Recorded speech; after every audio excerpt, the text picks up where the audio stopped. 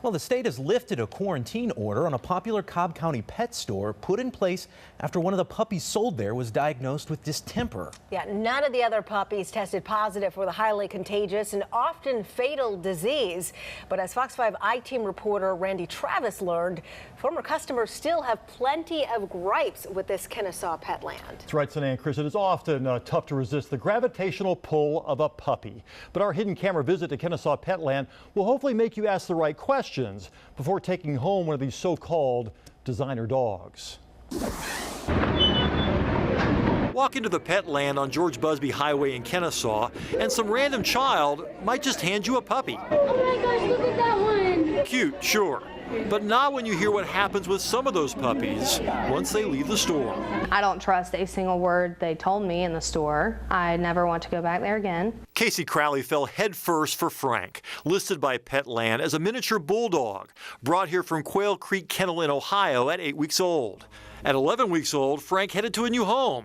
At 12 weeks old, he had tested positive for pneumonia, kennel cough, and distemper. The vet saying Frank was close to dying. Basically every day it's kind of, I just go to work in paranoia and come home in paranoia that I'm gonna come home to a dead dog. Kacie became the latest Petland customer to file a complaint accusing the hugely popular pet store of selling her a sick animal.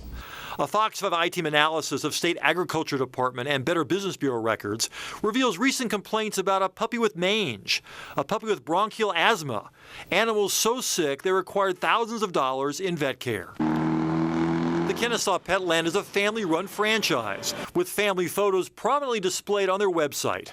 Owner Brad Parker estimates they've sold more than 20,000 pets over the last 15 years, with only a small fraction ever getting sick. Like any living animal, they can develop illnesses. They can get colds. But critics now stage regular protests outside the store.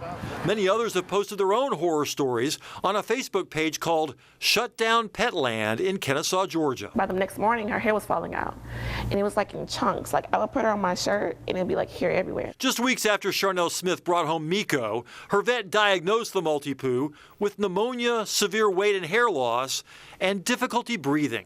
Is that it there? Mm-hmm. Oh my gosh, yeah. You can feel the microchip through her skin. But at first, you could see it it's a green chip, and it shows visibly through her skin at the time. Petland's owner declined an on-camera interview, saying he couldn't talk about Miko or Frank while their claims were being handled.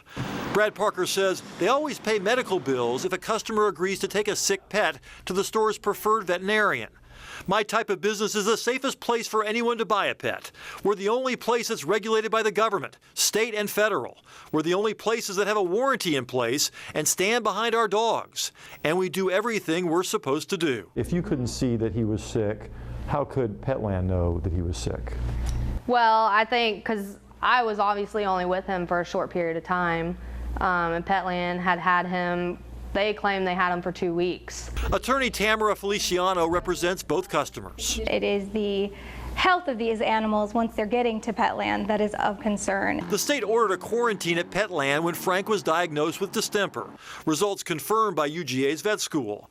Petland said it quarantined 13 other dogs, many that arrived with Frank from that out-of-state breeder. No other puppies tested positive for distemper. In a pet store environment, how important is it to have customers wash their hands in between handling puppies? Right, very. It's very important. Washing your hands is the biggest thing you can do. Petland's owner agrees. Brad Parker told me it's policy for his staff to use hand sanitizer in between handling puppies and to encourage customers to do the same. But that's not what we experienced in his store. The day of our undercover visit, the Kennesaw Petland was jammed with excited children and curious adults.